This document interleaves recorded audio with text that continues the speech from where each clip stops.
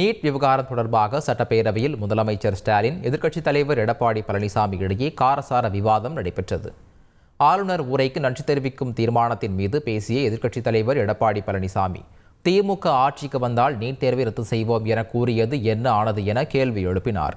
இதற்கு பதிலளித்த முதலமைச்சர் ஸ்டாலின், அதிமுக தான் நீட் தேர்வை தமிழ்நாட்டுக்கு கொண்டு வந்ததாகவும் நீட் தேர்வை மத்திய அரசுதான் ரத்து செய்ய முடியும் எனவும் பதிலளித்தார்.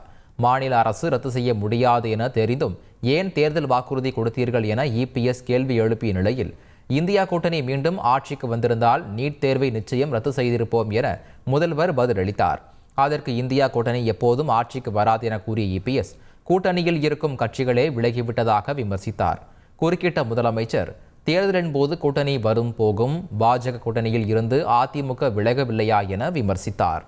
டங்ஸ்டன் சுரங்கத்திற்கு எதிரான போராட்டத்தில் ஈடுபட்டவர்கள் மீதான வழக்குகளை ரத்து செய்வது தொடர்பாக பரிசீலனை செய்யப்படும் என்று முதலமைச்சர் ஸ்டாலின் தெரிவித்தார். அரிட்டாப்பட்டியில் டங்ஸ்டன் சுரங்கம் அமைக்கும் திட்டத்தை கைவிடக் கோரி போராட்டத்தில் ஈடுபட்டவர்கள் மீது வழக்கு பதிவு செய்யப்பட்டது. இந்த வழக்குகளை ரத்து செய்ய வேண்டும் என்று எதிர்க்கட்சித் தலைவர் எடப்பாடி பழனிசாமி சட்டப்பேரவையில் கோரிக்கை வைத்தார். இதற்கு பதிலளித்த முதலமைச்சர் ஸ்டாலின், வழக்குகளை ரத்து செய்வது தொடர்பாக பரிசீலனை செய்யப்படும் என்று தெரிவித்தார். முன்னதாக டங்ஸ்டன் விவகாரம் தொடர்பாக சட்டப்பேரவையில் காரசார விவாதம் நடைபெற்றது.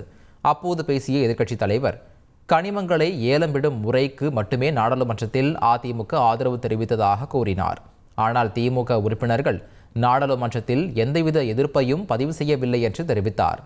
அப்போது பேசிய முதலமைச்சர் ஸ்டாலின், திமுக மற்றும் தோழமை கட்சி உறுப்பினர்கள் அனைவரும் நாடாளுமன்றத்தில் இதற்கு எதிர்ப்பு தெரிவித்ததாக கூறினார். திமுக எம்பிக்கள் சபாநாயகர் இருக்கை முன்பு போராட்டம் நடத்தியதாகவும் கூறினார்.